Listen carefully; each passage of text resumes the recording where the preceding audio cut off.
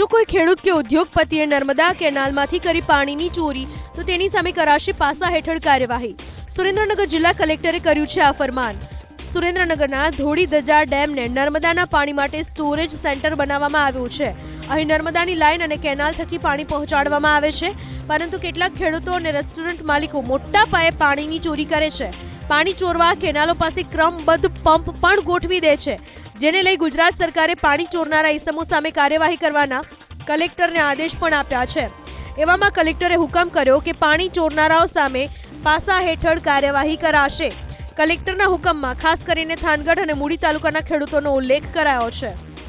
ખાસ કરીને આ જે છે એની સ્પષ્ટતા હું ખાસ કરીશ કે આ કોઈ સામાન્ય પાણી ચોરી કે એનો વિષય નથી, પણ મોટા પાયે પાણી ચોરી કરીને એ એક રીતે જે છે એક પેરેલલ વ્યવસ્થા કરનારા જે તત્વો છે એના સામે એ ખૂબ આપણે કડકાઈથી કામગીરી કરી શકીએ અને એના માટે સરકારમાંથી અમને સૂચના મળેલી છે।